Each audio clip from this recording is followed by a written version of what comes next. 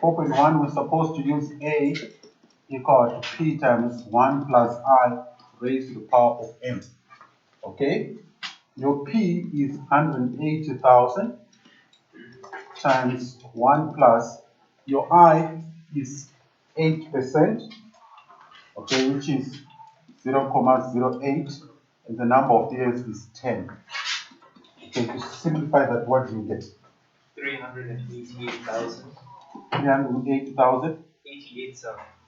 388,606.5. 606.5, so that's 50. Oh, it's 4995, so it's 5, sir. No. Point what here? It's 4995. So wouldn't it turn into 5, sir? It will be 50 cents, so it will be 50. Yeah. Yeah, so like that. Remember, huh? No, remember it's financial math, so round off to 2 days more. Yes, sir, that's good. Yeah, so it will be 5. All right. Okay, so I hope everyone was able to do that question. Then 4.2 says the interest rate of Mr. Mkize's savings account is 10% per annum compounded monthly, and his first payment is in 1 month's time. Calculate the monthly amount Mr. Mkize would have to pay into the savings account to accumulate the amount he expects to pay for the car in 10 years' time. Okay? Now remember what I told you yesterday, okay, and last week, that when you are dealing with the future value annuities, there is an investment involved, or there is saving of money involved. So in this question here, Mr. Mkize is going to save some money. So that's the reason why we have to use the future value annuity formula. It's an investment or it's a saving. So your 4.2, right? We know what F is. F is the amount we got here. Okay, this is the total amount that he's supposed to end up having in 10 years' time. Okay, that's 388,606.50. Okay, so it will be 3. Can someone just tell me 388 606.50? Okay.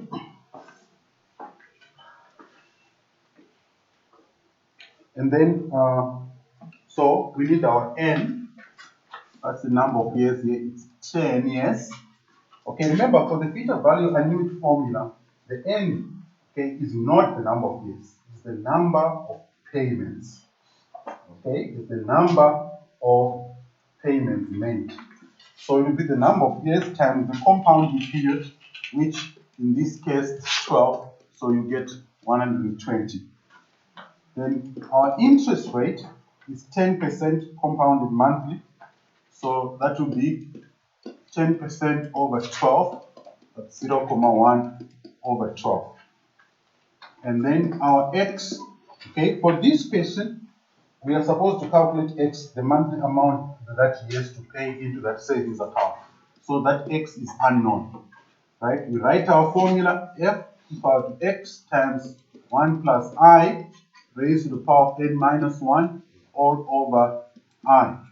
Now, as I told you yesterday, I can easily make X the subject. So that will be X equal to Fi over 1 plus I raised to the power of n all minus 1. So I have my 388,606.50 times 0.1 over 12 all over 1 plus 0.1 over 12 raised to the power of 120 all minus 1. Okay? So, if you use your calculator, what answer do you get? I need someone else, because he's not the only one who did the question. I need someone else to tell me what's the answer here. Yes, Israel? 1/8. Okay, just tell me the first 4 digits. 1897. 1897.08. This is in rent, which means every month is going to deposit 1,897.08. Okay, mark your work, and you must also do corrections if you make a mistake somewhere. Like 4.3, calculate how much money Mr. Mkizo has in his account after 5 years.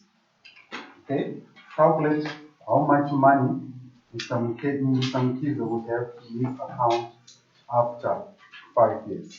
How did you approach that one?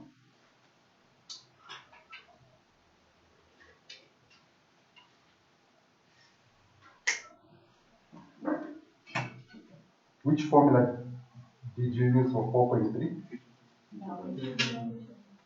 Use which formula? The future value. Okay, so here they just want to know how much money is going to be in the account halfway through the time period, which is 5 years. Okay, so 4.3, here we are trying to calculate the F.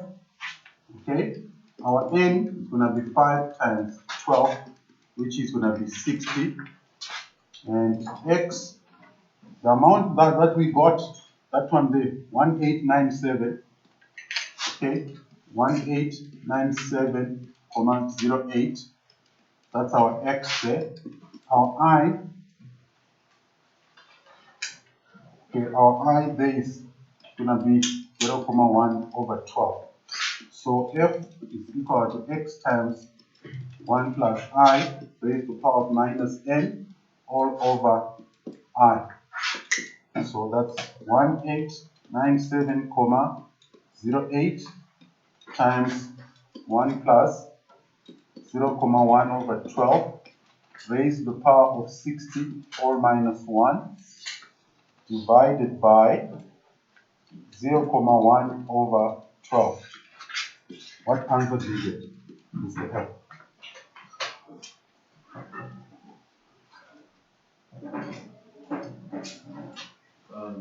146. 146. 904. 904, comma. 01. Did you all get that? Did you all get that answer? Huh? Okay, let's carry on. Is there anyone who has got a question? For some of you, like you don't get confident about what's happening.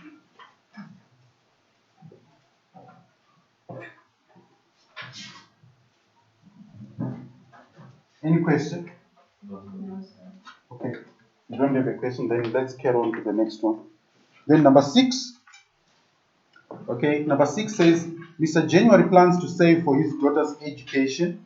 He estimates that he will need 85,000 rand in 8 years' time.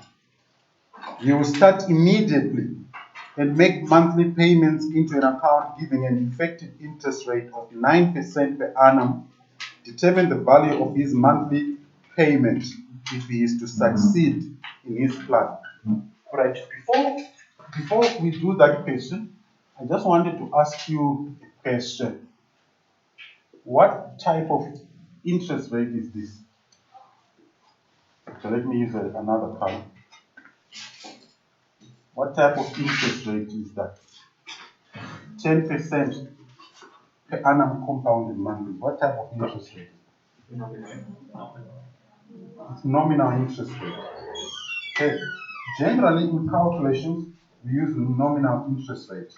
So if you are given an effective interest rate, you have to convert it to a nominal interest rate. So with the nominal interest rate, the quoted period, in this case here, it's per annum, that's 10% per annum, and the compounding period are not the same. Okay, the quoted period and the compounding period are not the same.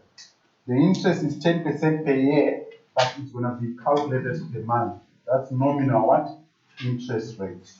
For effective interest rate, the quoted period and the compounding period will be the same.